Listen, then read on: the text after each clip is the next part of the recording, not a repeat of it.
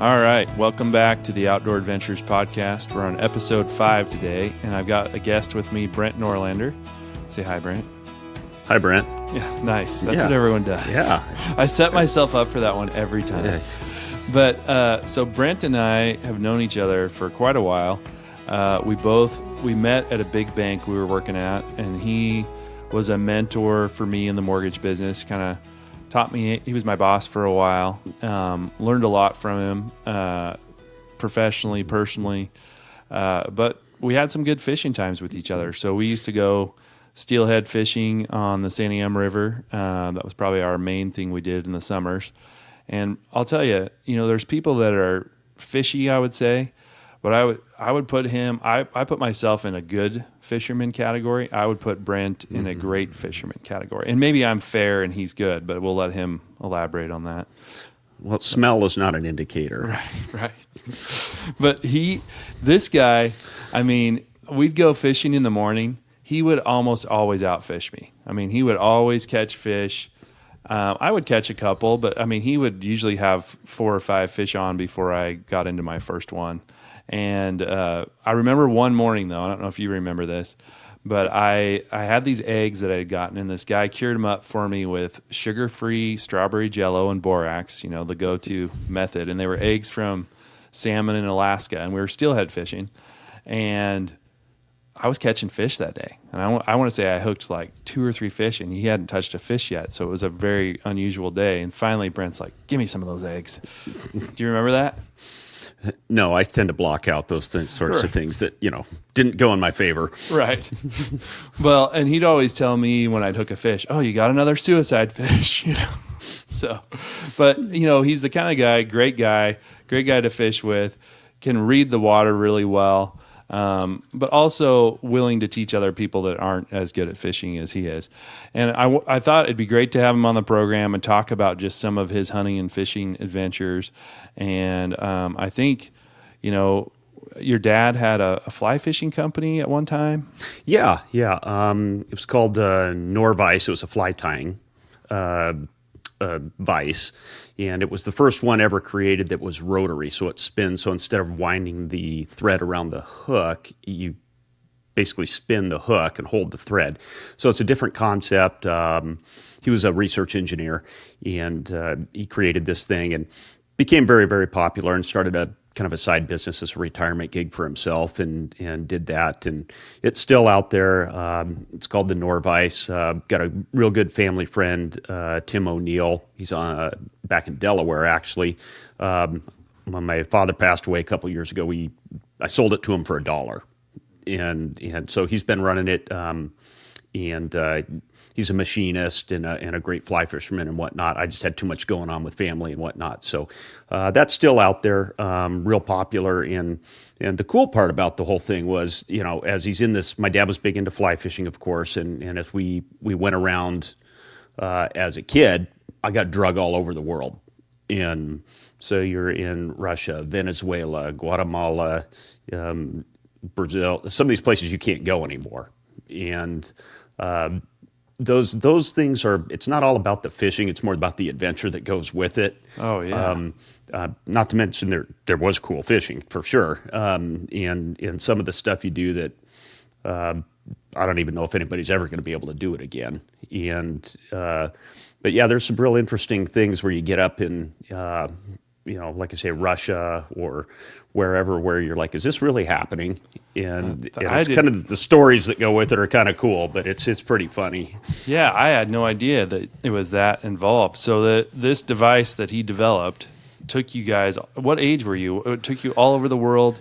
And are you going to like fly tying conferences, or you're actually tying up stuff and catching fish, or what are you doing?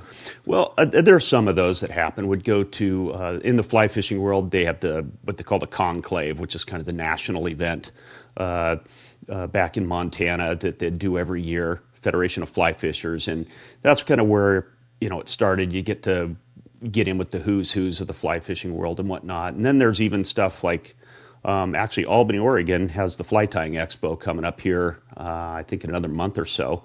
And that's the biggest fly tying expo sales thing, whatever you want to call it, on the West Coast. Oh, wow. For some reason, it's in Albany. And so that one has always been a big thing. But mostly it was just being in connection with a lot of the people that, fly fish around the world and getting to meet them and know them. And it was more of we weren't tying flies or anything while we're there, but it's just you get to know people that know people, and you kind of get ins. Or we actually had a couple of them where guys were starting up fishing expedition kind of things around the world and would be kind of the test pilots. So you got to go and sample this stuff. So ever since I was 12, 14 years old to even through college was going to some of these places and trying it out, and then talking to the people that run these places, like, okay, what do you need? What do we need to add? What do we need to take away? Just from an adventure standpoint. So it was kind of fun being able to be the guinea pigs. Not that there weren't a few disasters along the way. You get stranded in places. You're like, yeah, this would be a really good place to have a backup rod for this reason, and you hold up your busted rod and you're looking around and, everywhere from, getting out of helicopters and so, hey, that's great. And you put your rod up in the air into the rotors. My dad will the never. Pilot probably doesn't like that. Dad will never admit to that one, but it was pretty funny, and so there are just things like that you just kind of like, okay, lesson learned on that one. I mean, what time span are we talking? Like, how many years were you guys traveling around? Oh, it was probably a 15-year window where we were going and doing that, and then life takes over when you get older and you have kids and do stuff. But some of the great ones. Fly fishing in Guatemala for sailfish, which everybody watches the TV shows and sees this guy's out there, but it's a whole different ball game when you cast a fly and you see that thing turn around and grab it, and then you're like, uh-oh, what just happened? And then it gets pretty exciting pretty quick. Oh, yeah. So describe the gear and the setting when you're going after these sailfish. Because sailfish, I believe, and I'm not 100% sure on this, but I think they're the fastest swimming fish or right up there with the fastest ones. I don't know if it's marlin, swordfish, or I think sailfish are some of the fastest swimmers. I think. I don't know what's the fastest. I mean, I'm sure there's, mako sharks or something like that, right. but they're pretty quick. And so what you do is you go down and just like you're normally trolling, you put up some, bait fish on teaser baits, and you drive around out in the ocean. You can actually see them. You actually see that sail sticking up, and it's actually like a radiator. They actually soak up the sun, warms up their blood, heats them up, and then they're faster because they got warmer blood. So you'd see these things, but they come up behind the boat and they start, whapping their bill back and forth on these bait fish, and you just drag them in, you cut the engines, and then you yank the bait out of the water. So that fish is swimming around looking for something at that point, and they're 20 feet off the back end of the boat. And you could see them, the water's super clear. And then you just throw this big 12-inch fly out there with use a 11, 12 weight type of rod, about as heavy as you can get. They substitute as a pool cue. Yeah. And you just splat this thing back there, and then they come around, and most of the time they grab the thing, and and then it's like it's game on, and then the rodeo starts, and it gets pretty exciting. And if you ever notice on those boats, the deckhands, they will always stand between you and the fish. And the reason for that is because the fish sometimes come flying out of the water next to the boat, and guys have gotten killed, getting speared. Wow. And so that bill comes flying. Yeah, so they're coming at full speed out of the water with that thing. And so when they come up 4 feet from the boat, it's like a spear going any direction. And it's been known to happen. So they do that, and you're like, oh, okay, and just little things, but there's something to be said for that. And they're actually not too tough. We're only using, 15, 20 pound leaders on those things, because they're kind of like steelhead. They wear themselves out, just spazzing out, jumping on the surface. So you think of them as kind of like a steelhead or something in terms of how they fight. And if you could just hang on, let them run around for 10 minutes or so, then you can kind of pull them up to the boat. But it's a little different story when you get a marlin, because they're more like a Chinook. They grab that thing, and they'll jump and stuff, but then they go down deep, and then it's a weightlifting contest. And fly fishing, you usually don't get them. You just kind of break them off, otherwise you're going to be out there for hours. But yeah, and when you're targeting billfish like that, you're going to bump into a marlin occasionally, I would imagine. But I mean, average size of a sailfish, maybe 150 pounds would be a big one. Yeah, that'd be probably big. Most of them are 80 to 100 pounds for a nice one, and you get down there when it's good. Guys can look up. It's the best place in the world to go. It's called Casa Vieja Lodge. They have big tournaments down there and everything, but usually conventional gear most of the time. But it's pretty fun. But if you can actually look on their website, and it has all their boats listed, and they have their catch numbers for the day, and there are days when they get 20, 30 releases on a single boat, and that's pretty good. Fly fishing, you're not going to do that well. Usually a half a dozen of them is pretty good, but you're still going to be feeling that in your arms when you're going to bed that night, I imagine. Oh yeah, your forearms and everything. I mean, it's I haven't hurt that bad since the first season of Baywatch, and but it's one of those just kind of bucket list things for a lot of guys. It's not cheap, but one of those. Same thing, going to Russia or and there's other stuff that guys can do that's pretty fun and exciting. Going to Mexico, it's relatively inexpensive. I just did it last a couple months ago. Went down to Cancun, and you could go family vacation right there on Motel Row, but there's the lagoon on the inside, and incredibly good fishing in there. Barracuda, snook, bonefish, tarpon, different times of year, and you could just go there with the family and just get a guide. There's guides, both conventional and fly fishing guys there, and you could just go scoot out there for a normal couple $100, but have some exotic fishing if you want, and it's very, very reasonable relative to the rest of the stuff you're doing, and you can go out and spend $200 for dinner, or you can go fishing all day. Yeah, I'll take the fishing trip. Yeah, your wife might have a different answer, but it's, well, you might have to do both. Yeah, there's nothing wrong with that either, and you could just go. But there's some good stuff. You just have to kind of look out. The hardest part is trying to find who do we call?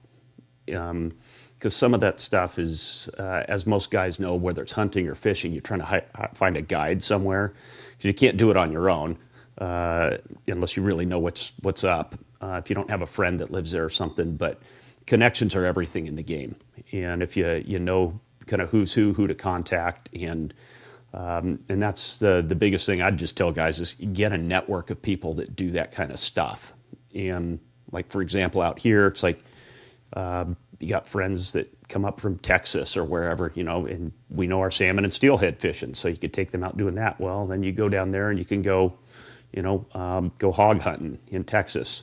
And like trading trips. Yeah, trade trips, and that's I got a friend in Montana that I've hunted with for years, and that's what I do. He's a guide out there, and you just kind of like, hey, you come over here, bring a friend over for 4 or 5 days during salmon season. We'll go, make a week of salmon fishing, and then I take a buddy and we go out there, bow hunting or whatever for elk, and kind of make it happen. So it's pretty fun. But that's the hard part, and I know for everybody it's the cost of doing stuff right now. And I just tell guys, it's like, have a couple bucket listers to do, and you really want to go do something wild, and some guys are like, hey, I want to get a 380 elk. It's like, well, you do realize what $12,000 or $15,000 to go do something like that. For pretty close to the same money, you can go on an African safari and get 5 trophies. Yeah.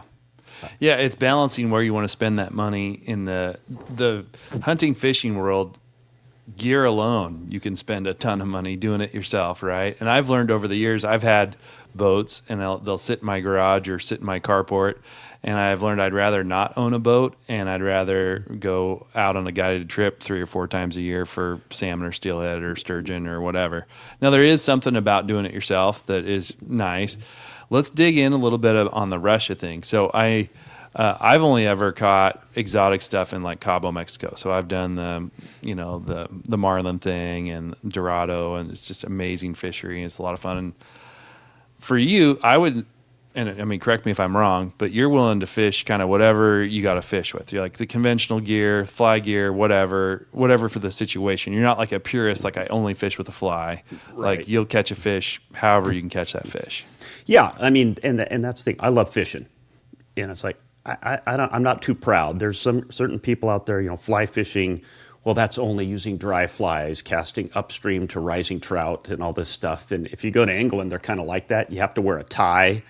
You can't step in the water. They've got all these rules, mostly because their fishing sucks.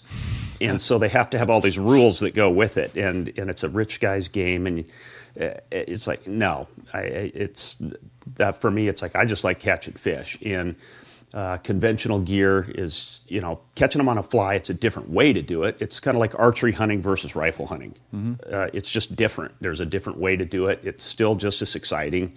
And you'll get people that are hardcore into it. But for example, I'm going in July down to Mexico yellowtail fishing. Mm. And so it's another one of these things, you friend of a friend kind of thing, and you get on this stuff. It's actually Bruce Pauly, who's the CCA guy here in Oregon. He's kind of running the trip.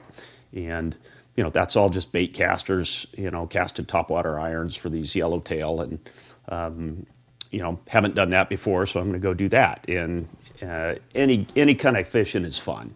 Are you a species guy where you're trying to target, like, hey, I want to catch, I've seen you read these articles in Outdoor Life or wherever where they'll show, this guy has caught all these different species. And it, sometimes you're targeting a 7-inch fish or a 4-inch fish, but he wants to cross it off of his list. Are you interested in that? Or are you more a big game fisherman, if you will? I've done that where you go to like Alaska and you want to get the Grand Slam, so all 5 species of salmon on a fly, in one trip. Some of them are at the front end of the run, the back end of the run, so you're catching some, skanky old humpies, and then you turn around trying to catch, a bright coho coming in, and you're like, yeah, I've done it, just to say you've done it, but it's more fun just to go out there and it's spending time with your friends, your family, and laughing. And sometimes, we try to catch them in ways that are harder if the fishing's easy, mm-hmm. Which everybody kind of laughs at. Like, what are you talking about? Like, when salmon fishing's easy? When's salmon fishing easy? There's times. And you get up where you're getting, twitching for coho in November. Okay, it's all catch and release. You can't keep any. That's a whole management. Well, describe that. What's twitching for coho? What does that mean? You basically just use a spinning rod and a jig, 1/2 ounce to 5/8 ounce, whatever, and you just go up there in the tidewater sections and you just cast out, just twitch them in. It's almost like you're bass fishing, but it's usually when the water's cold and low. After most of the fall salmon fishing's over, everybody thinks it's kind of over, but there's a lot of coho, and some of them are real bright and nice.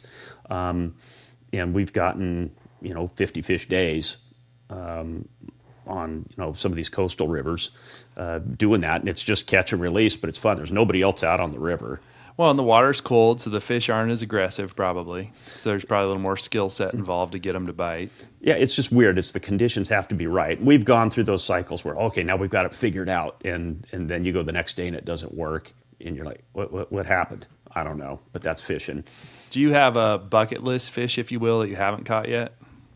I don't know if I've got a fish. There's in my mind, I've always gone through and like some of these cool, Amazon fish and things that you've seen on these things. The big teeth or something. Yeah, those tiger fish or whatever. Yeah. Tiger stuff, or there's the golden salmon. It's not a salmon, but they call it that.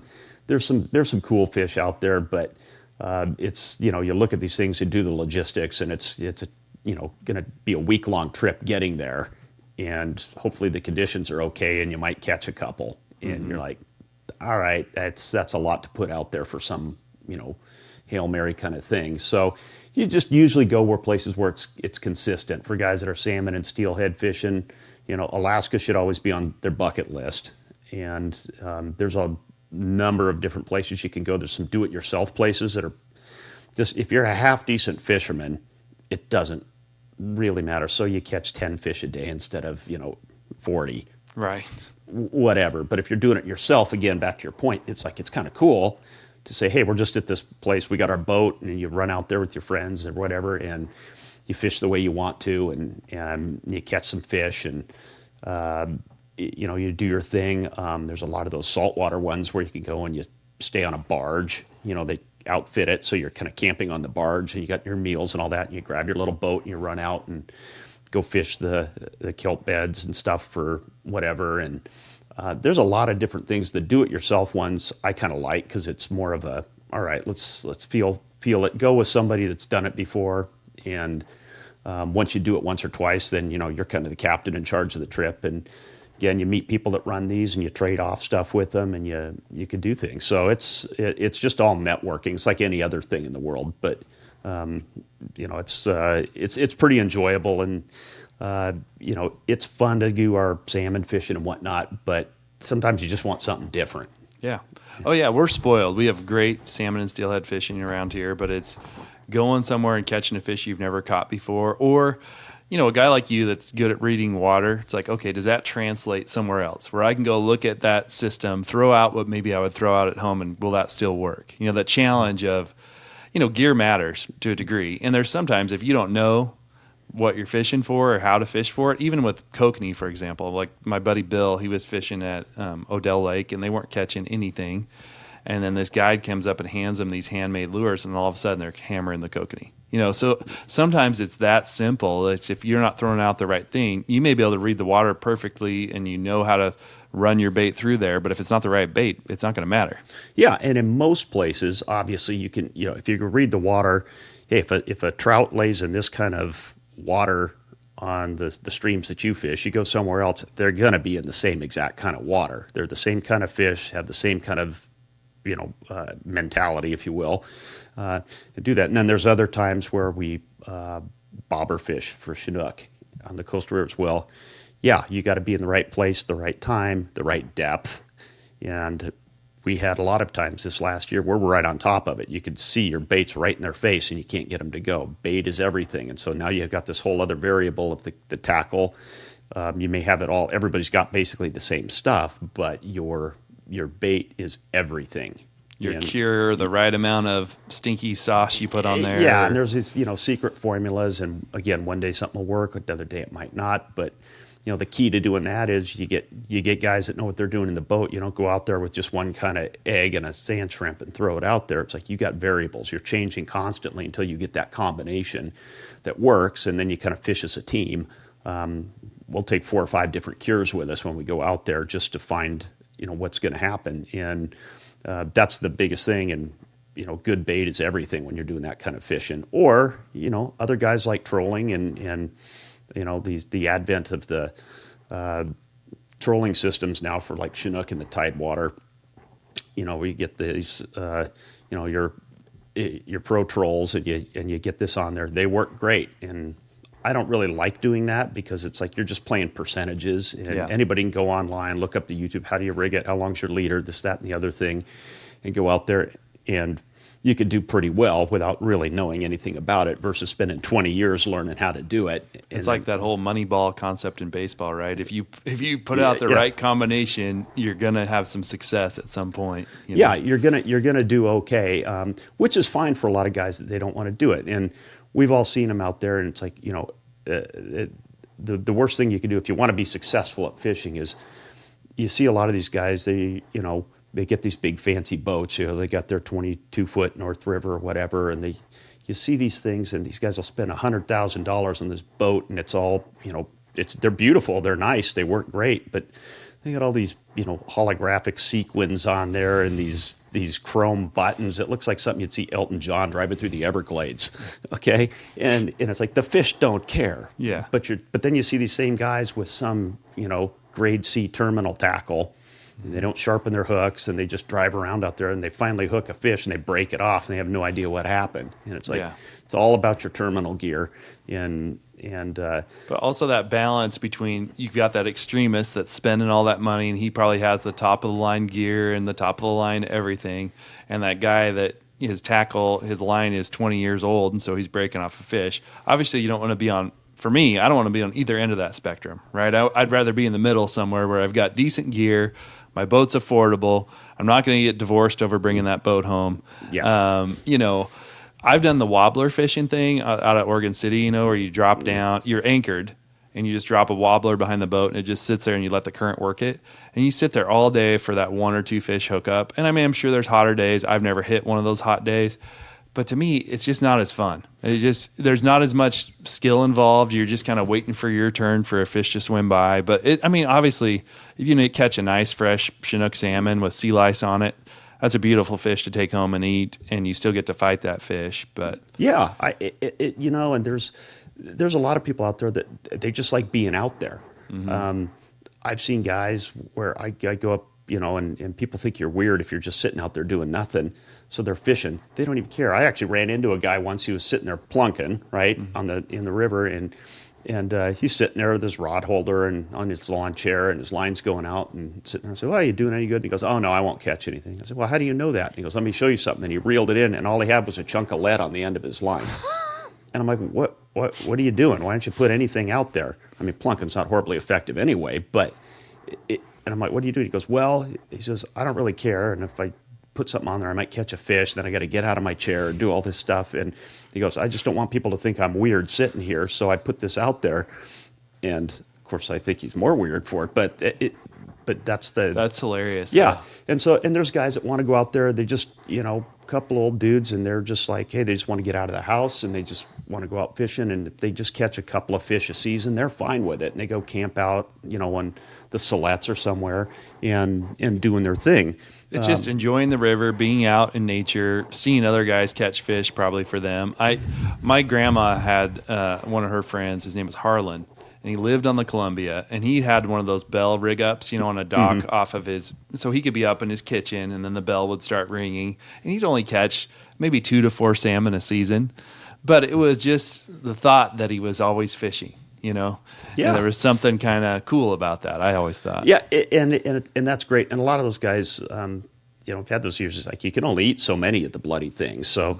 But most people want to be successful, and if nothing else, you take other people. I love taking other people, and but like I say, I work at it pretty hard. We're out there for a purpose. We're focused, and a lot of guys think, hey, fishing. It's like, hey, we get the boat, and their primary goal is who's got the beer, and they get out in the lake, and they want to sit in the sun, and if they catch something, they do. If they don't, they don't, and whatever. But then there's the whole other group that are, hey, look, we're getting up at 4 a.m. We're doing all this stuff. Spend $100 on fuel getting there. It's like we want a realistic chance at catching something. Yeah, I'm definitely in that group. I don't want to just hang out. I will, and I'll still have fun no matter what, even if I don't catch something. But my purpose when I get out fishing is to catch a fish, especially if I'm getting up at 4 o'clock in the morning and spending $100 on fuel. Yeah, and you're trying to, and it is hard here sometimes because you could get into the biology of things. I was a fisheries biologist way back when, and it was like you could get into all of the why aren't there fish here and why this and the arguments and whatnot. But at the end of the day, it's supposed to be just getting out and enjoying yourself. We do want to catch fish once in a while, so you do have to work at it. And again, I don't worry too much about the shiny boats and all this stuff, but your gear always has to be perfect. How did I not know that about you? Because I have a fish and wildlife degree, and I didn't know we had that commonality with each other. So that's funny. I didn't know that you had that background. That makes sense to me, though, because you've always been, I would say, a student of the craft, and if you will, a teacher, because you know how to read water, kind of how to have your leader lengths right, and you always, the details matter to a degree, but like on our previous episode, we talked about how you can still throw out for a steelhead a 12-pound leader with a big spin and glow, or a 12-inch leader, 12-pound, whatever, just the gear that everybody else would make fun of you for, and still catch a steelhead.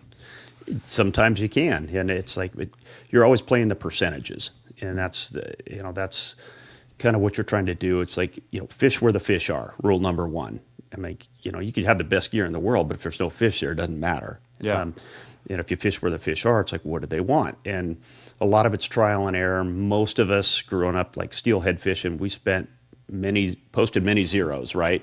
Standing on the riverbank, throwing here and there, getting hung up in the trees and throwing this, and you find out, it's like, wow, if my leaders weren't long enough, I've been fishing with too short of leaders, which drops your percentage rates, in this particular setup or whatever it may be. But I always spy on the guys that are catching fish, Keep an eye on the guys that are catching fish. What are they using? How long are leaders? What's technique are they using? Little tiny things make a huge difference. What's their retrieve rates right? And all these things. And if nothing else, a lot of guys are actually pretty friendly about it. Ask them. Yeah. And some of them won't tell you, and some of them will. But you just, every time you go out, learn something. Yeah, and I remember you telling me years ago, if you don't know how to fish a river, go with a guide, go with him a couple times, and pay really close attention to what he's doing. I mean, you're paying him to take you fishing. You might as well learn from him. Yeah, and some guides are pretty cool about it. Just tell them, hey, I got my own drift boat. I want to learn this river, and no secrets. I'm just asking you, I want to learn. Mm-hmm.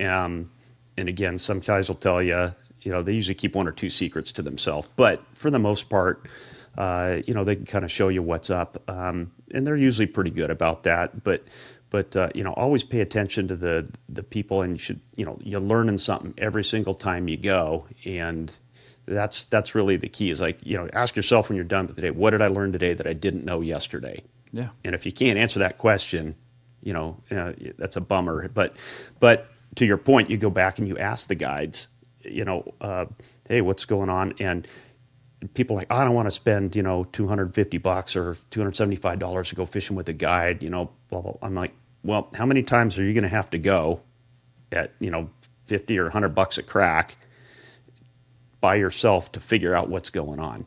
You're going to learn more fishing with a guide in a day or two than you are in a season.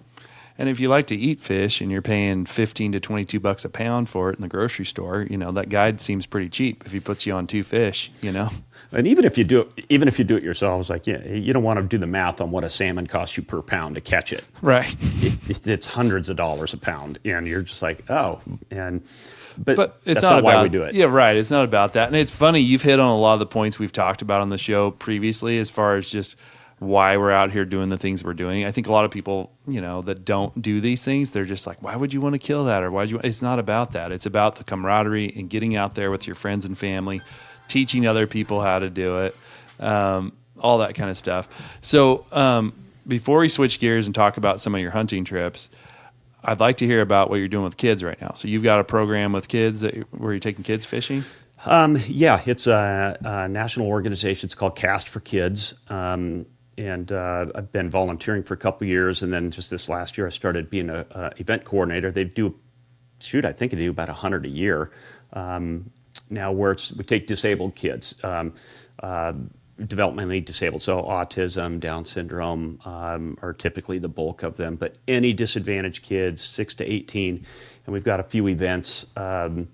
And it's just it doesn't cost them anything. We get sponsors and everything. They show up and they get a rod and a tackle box and T-shirts and hats and feed them lunch. And we basically set up a successful fishing opportunity. We've got a private lake up here in Jefferson, Lake Charles. Andy Kiesecker, a friend of mine, he owns the place and lets us use that.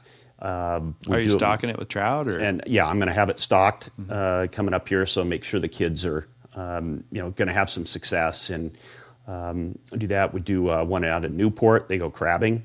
And so what we do is we get volunteers, and anybody can go on there, just look up Cast for Kids Foundation events. You can volunteer, any guys that want to go out. We do some boat events, so boat captains, and then you'll get, with a parent or guardian with the kid, and you go out there and, but we do them at Hag Lake. I've got one down on the Umpqua.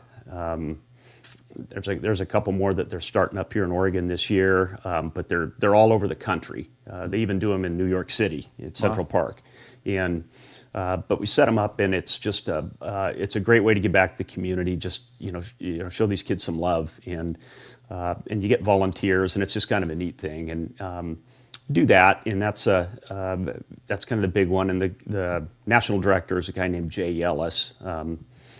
He lives here up in Turner. And he's for those of you that are into bass fishing, you might know the name. He's got some world championships. He just got inducted into the Bassmasters Hall of Fame this last year, and he's officially retired from bass fishing, but he does this 100% of the time now, full time. That's the national director, and It's a great organization, a great way to meet other people, other fishermen, and do some good for the community and whatnot. It's just it's been really fun to kind of do that. Yeah, sounds awesome. And I bet watching those kids probably catching their first fish and stuff, that's got to be something cool to be a part of. Yeah, I mean, anytime you can go fishing, it's way more fun to watch a kid catch a fish. Whether it's a salmon or a steelhead or something. You go back and think about the first one you ever caught. Everybody remembers the first steelhead they caught. Oh yeah, yep. You don't remember. I'm thinking about it right now as you're saying it. So. Yeah. Do you remember? It's like everybody goes, "Oh, you remember?" I don't remember the 112th fish I caught, or anyone in between. Maybe the last two. There's a couple that you remember, but for the most part, not that big a deal. But that first one, and watching a kid do it, it's one of the greatest days of their life, and even just a bluegill or a trout somewhere, they remember that, and so you're part of that, and it's just something that's pretty cool, and just sharing the outdoors, whether it's fishing or hunting. Kids are always fun to go do stuff with. Yeah, that's awesome. Well, thanks for sharing that. Let's shift gears a little bit, and we'll talk a little bit about your hunting. I know you used to bow hunt here in Oregon and then do some rifle hunting, but then you've done a couple trips in Montana. So wherever you want to start there, and just tell us about kind of your experiences hunting. Well, I'm way more, I guess I would say, seasoned at fishing than hunting, but, anything outdoors, right? So, but, we've always had the fun ones. I did a lot of archery hunting. I still do a little bit. But mostly Montana and whatnot. Oregon is a tough place to hunt. Mm-hmm. I mean, let's face it. It's almost a private land thing unless you really work at it to be successful here. And again, same thing. Knowing people. Do you have private property you can hunt? Blacktail hunting or whatever. And but hunting is a whole nother thing. And again, like you were talking about before, it's not about killing something. I mean, yes, that's what that's the pinnacle of it, in terms of getting the killing part of it's probably the least fun of the whole thing. Mm-hmm. It's the hunt, it's the camaraderie, it's the adventure, and it's just it's being out there, and it's feeling like, you're out there, it's like ancestral kind of instincts kick in, and it's hard to explain to people that are non-hunters. They're like, what's so exciting about, crawling through a bunch of pucker brush and getting all cut up and spending a bunch of money and, sweating like a pig. And, if you're real lucky, you get to kill something, and then you got to deal with that and pack it back and the pain and all. It's like, why would you want to do that? If you have to explain it to somebody, it's pointless. Yeah. You got to show them. You can't explain it. It's not is an intangible to getting out there, the pursuit of an animal, getting on a track, or the smells, like elk hunting. You smell them usually before you see them, right? And just those things that until you've done it, you just don't know what it feels like. And so, and obviously, I know you enjoy the meat. I enjoy the meat. Like they're good tasting animals. They're all natural, organic. Most of the time, I think. You never know what they're eating. You never know anymore. But, for sure. And it's again, it's just kind of this is how it used to be. And you get out there and you have fun with it, and you can, you cook, and you can, do different things with them. And it's kind of like your prize, right? When you come home with the thing and you're hanging it up there and you're playing with the meat and you're cutting it up and doing all this stuff. And, that's just kind of part of the whole experience with it. And, again, from a cost standpoint, no, you're better off just buying a half a beef and you're good to go. But it's what we do. It's just it's the fun part of it. And, and guys get to, again, play with their toys, right? You see everybody gets I got this new gun and this and that. And it always made me laugh, because you'd see these guys at the range and they're all sitting there trying to dial in at 600 yards, and they're talking about how accurate they are. And I'm like, well, that's great, but you're 100 pounds overweight. You're never going to get in the spot where you're going to get the shot to make it like that, and and you're not shooting from a bench sitting on top of a mountain. It's like, you practice it, when you're at the range or whatever. It's like, do a couple of wind sprints for 100 yards and then do a standing shot at 200. That's what you're going to get. Yeah. Well, the fitness piece has always been, I think, important to you. You've always been able to stay in decent shape and be able to get out there and do the things you want to do. And I remember you telling me about bow hunting, because I was shooting just a standing target. So that same thing. Well, change your target, get it up, get it low, get yourself winded first.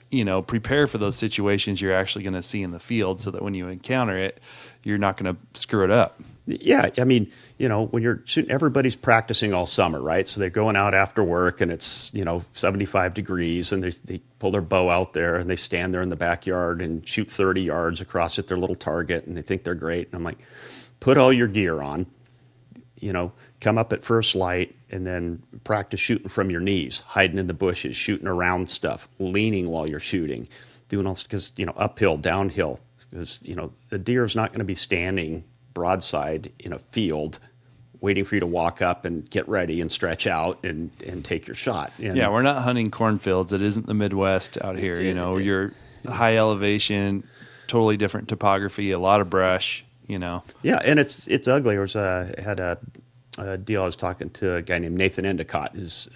Wayne Endicott owns the Bow Rack down in Springfield. Oh, yeah.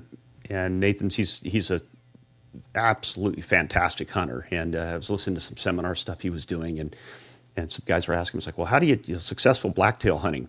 And he goes, you're going to hurt. That's it. That was the message. And you're like, well, that's no fun. He goes, yeah, you're going to be cold. Your hands are going to be numb. Are your gloves on? Are they off? Can you shoot that way? Have you tried it?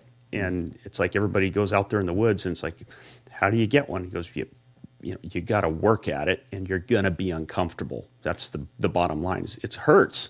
Some of the stuff hurts. Oh, yeah, and you're learning as you go. I mean, my brother was on here for our first episode, and he talked about, you can watch everything on YouTube, and you can, go to seminars and listen to people that know what they're doing, and I think that's great. Educate yourself. But he's like, sometimes I like to just figure it out while I'm out there and, go through some of the pain, because then you appreciate that reward at the end a little bit more. Yeah, exactly. I mean, it's like sports or anything else. It's like the harder it was to achieve, the more rewarding it is. And I mean, a cow elk is a trophy, if you shoot it in the right conditions.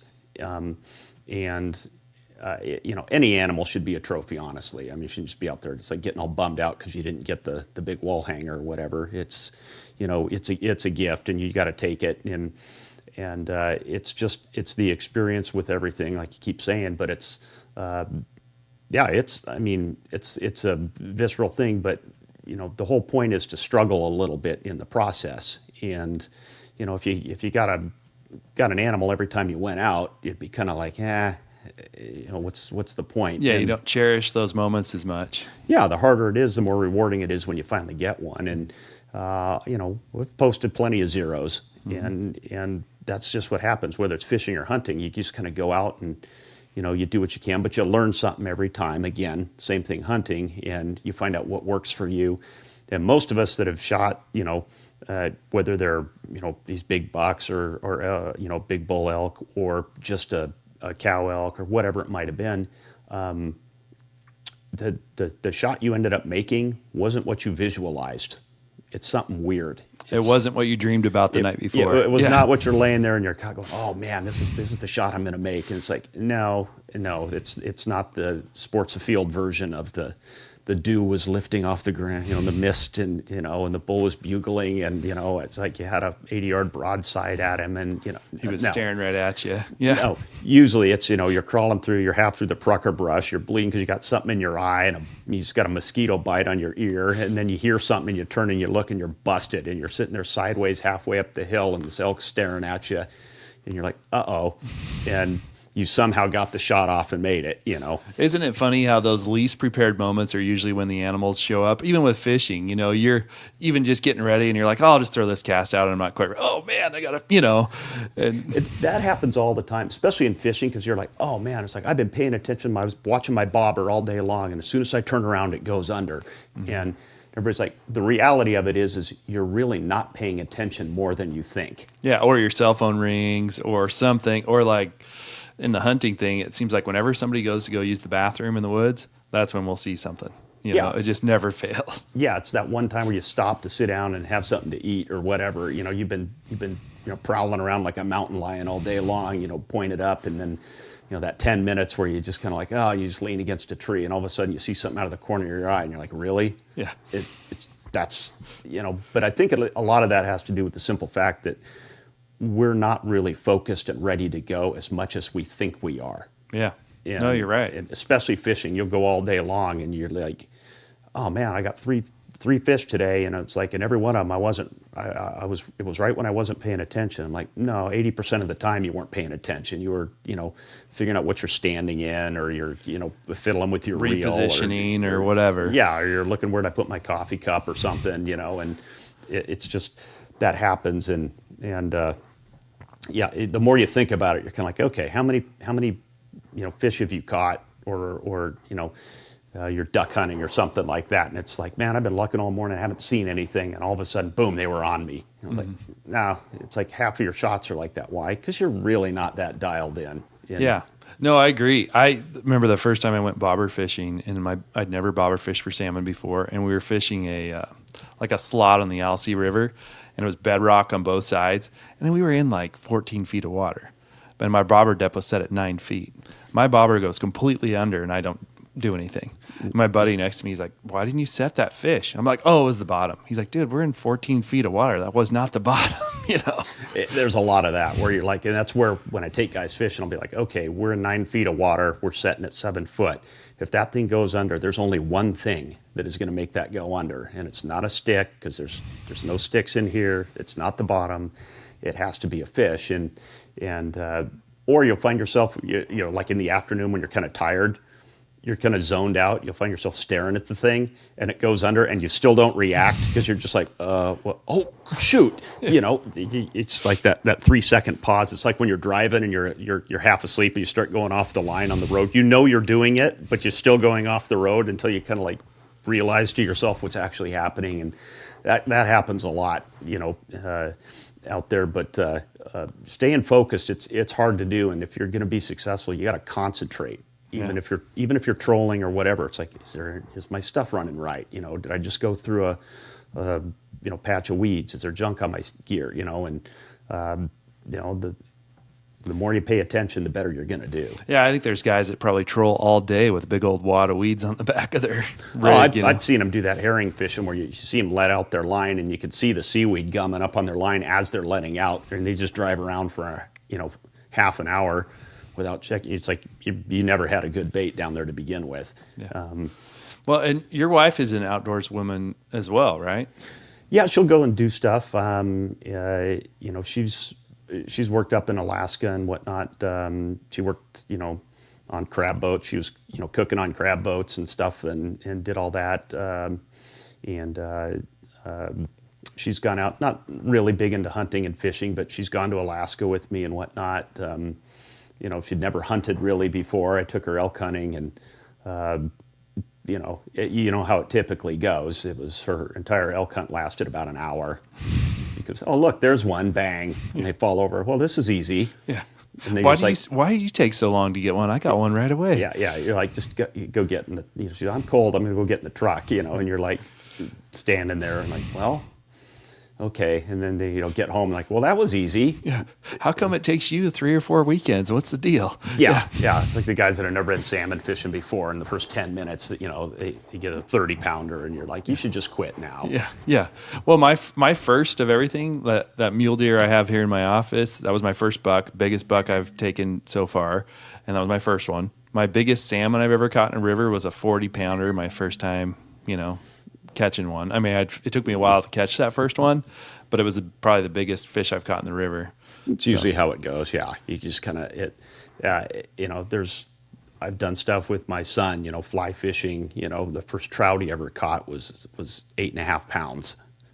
Up at Crane Prairie. Yeah, big fish. When he was 5 years old, and it's just like, hey, I'm hung up. And it's like, what? And you see the line moving. You get it in there, and you're like, there's guys that fish their entire lives as hardcore fly fishermen that never catch a trout that big. Yeah. It's just, it happens. An 8.5 pound trout, that's a big trout. It is a big trout, but it's just stuff like that where you just shake your head and you're just like, you got to be kidding me. And I've done that guiding a lot too, where you take people out there and they're just like, wow, well, that was easy. And did you used to be a guide at one time, like for a living? I used to guide up in Alaska in the summertime. I was a fly fishing guide up there, and I'd do that. And I actually taught high school, so I'd come back down in the fall and then teach all year, and then go up there for 3 months and do that. You make more money as a guide than you do as a teacher, go figure. But and then I down here in Oregon, I used to years ago guide here because it was paid for your habit, give you an excuse to go buy stuff. Yeah. And more toys. Problem with being a guide, everybody thinks it's like this great, oh man, you catch all these fish and you get to go fishing every day.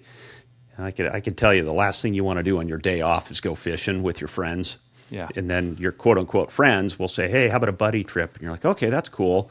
It's like, well, we might as well take your boat since you got it rigged up and you got all the gear and well, you know where to go. And you're better at driving the boat. And next thing you know, you just took your friends on a free guided fishing trip, and which is okay to a certain point, but you're kind of like, nah, I just want to go somewhere else and fish a different way or do something. It's just like a contractor, right? Usually the contractor's house has got all the half projects because he's so tired of working on everybody else's houses that he doesn't have time to work on his own. Yeah, or if he does have time, the last thing he wants to do is do that. So their houses are tore up for 6 years while they're trying to renovate something.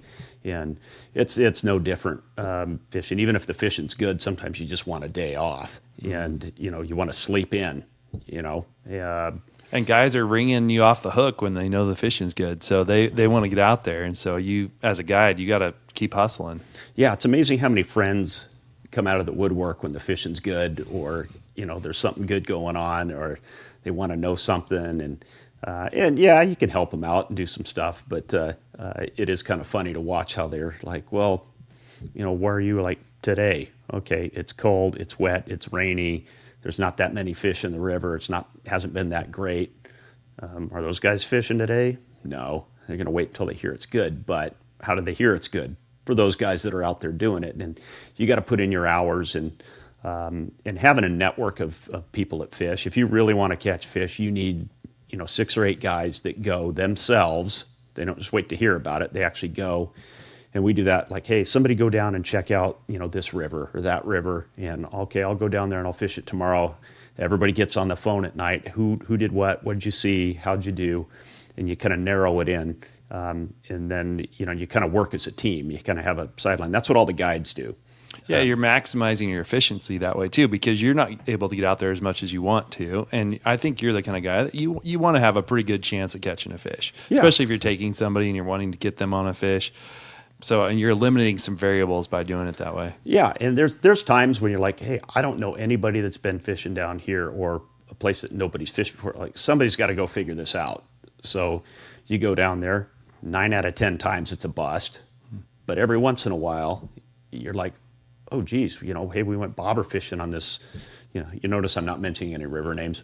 And these, some little stream that not too many people fish. And we're like, dude, we got 26 today. Yeah. I'm like, and so you get on the horn and you share that information with your friends, and then they can come down and fish it out. And then by the same token, you got friends up north, down south, wherever, and they call you and you find out where the fish are. And so your odds all of a sudden go way, way up. And some people just focus on one river. Like I fish the Siletz, and sure, that's a pretty consistent, and they know every rock in there and they're comfortable fishing it. But if you can branch out and pick out several different rivers where you kind of know, and again have somebody that is an expert on that river, and then you just go back and forth, and that's your odds go way, way up. And part of the whole outdoors thing, whether it's fishing or hunting or wherever, is to, go someplace different, see something, you've seen these guys at these picket fence fisheries right below the hatchery creeks, used to be up on the South Santiam, right at Waterloo. And so these guys, they show up every day, they stand on the same rock, they go through the same motions. Sure, you catch quite a number of fish sometimes, but you're doing the exact same thing. You're just playing the percentages. I'm like, how exciting is that going to be? Yeah, it's like owning a vacation home in the same spot. You're going to the same things. And there's something about that. There's nostalgia, and you get used to your routines, and you enjoy it. And if that's what you like your guy that throws a piece of lead out there and sits there, you know, maybe that guy loves that rock, and that rock is like his place. And so for some people, that's enough. I'm more like you, where I want to go try new stuff. I want to go to a different water, different way of fishing completely, or go with somebody that can show me something new. and have a whole new experience. Yeah, it's just being it's the variety of stuff too, and it's guys like, well, I know if I go here, I'll probably catch a fish, but if I go somewhere else, I may not. I'm like, well, how are you going to get it? I mean, some guys, you look at their punch card at the end of the year and like, look at how many fish I caught. And I'm like, well, that's great. They're all in the same place. I'm like, you learned one spot really well, and you go there every day. Great, if that's your thing, I suppose that's fine. But it's like, wouldn't you rather be good? Be pretty good at a whole bunch of different kinds of fishing in different places, or do you want to be really good at one spot? Yeah. And it's like, great, you could shoot free throws all day long, but you can't make a jump shot from 14 feet. Yeah. And you put you in a situation that isn't that exact circumstance, you're probably not going to catch a fish. Yeah, I've seen guys do that where they park the boat in the same place, do the same thing. Well, I've caught fish here before, and they just sit there and pound it. And yeah, they catch a couple fish now and then, but the crazy thing about fish is they're moving. Yeah, that's funny how that works. Yeah. And they move around. I mean, it's a good place to start. If you're out there, it's like, all right, do what you know worked before, but keep your eyes open and don't be afraid to try something different. Or every time you go out, it's like, I'm going to try one different hole. I'm going to try one other, style of fishing. I'm going to try, doing something different just to see. And again, most of the time it doesn't work. But every now and then you stumble onto something, or maybe it only works for that day or that week or that season, but it's something to put in the archives. And the guys I know, we all keep journals. If you fish a couple days a week, you're going to forget stuff. Like, oh, shoot, what do we do in September when the water was real low?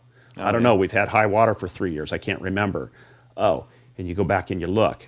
What was the water temp? What was the, this, that, and the other thing? What were the water levels at? We thought the fish were going to be here, but they were actually there. And then you go. And a lot of guys just won't fish if it's too high. If the water's up, they just were like, well, it's a bust. Water's too high. And I've always been that guy that, why not? You're there. You've put the energy to get there. Maybe you can't go on the boat and you're throwing it off the bank or whatever because the water's not safe, but you still might hook a fish. I mean, it's amazing. I've caught fish at really fast, muddy, moving water, just throwing out a lure and letting the current work it, and you got a heck of a fight on your hands in that current. But oh yeah, and you learn different stuff. I mean, you fish someplace, you're catching fish where you were standing a week before, and they move up on, different areas, and that's the thing is, water's too high and dirty, and I'm like, well, contrary to popular belief, fish do quite well in water, regardless of what color it is. They're somewhere. Are they difficult to catch? Yeah. And most of the time, again, you will, you kind of strike out. But what did you learn? Oh, high water, you can't fish these areas. You have to go to these. Too much current. You have to, okay, when the water's low, where do they go? Oh, there's a bunch of snags in that area, but they do hold fish on, in this condition. And it's just adding that little bit of information all the time. And like I said, you get a half a dozen guys, all of which that fish a couple times a week, keep journals for 20 years. You got a pretty good database. I always thought there was some way we got to put that into some computer program where we could just type in, I want to go fishing. Where should I go? And it'll just sort through all the data, and it'll just tell you, oh, you should be going. The algorithm will say, the algorithm where you says, go. Put in here day. At this time, fish this tide, here, and here. This moon cycle. Yeah, integrate it with the tides and the water levels and the time of year and the ODFW forecasts and everything. It's like, it'd be pretty complicated, but it'd be kind of like, I always thought it'd be funny to just kind of like have some sort of high-tech algorithm. Yeah, I don't have that skill set to put that together, but I'm sure somebody does. Well, the old guys call it spidey senses, right? It's just like, you just kind of like, what does it feel like? Well, I can tell you, appreciate you coming on today, and I, with you, we'll go 2-3 years and we don't talk to each other, and then I bumped into you at the Sportsman Show a while back, and it's always like talking to a friend. I mean, that's, I can pick up the phone, and you always say something funny as soon as I call you, and it usually gets me laughing, and it's always good to talk to you, and I appreciate you coming on. Yeah, absolutely. It's always great and hang out. It's like, wish we could go out all the time and do stuff, but it's, life and kids and all these sorts of things. But, maybe we can get a lawn chair and tie a piece of lead on and go sit by a river somewhere. That sounds great. I'm in. All right. Thanks, Brent. You bet. Thanks. Take care.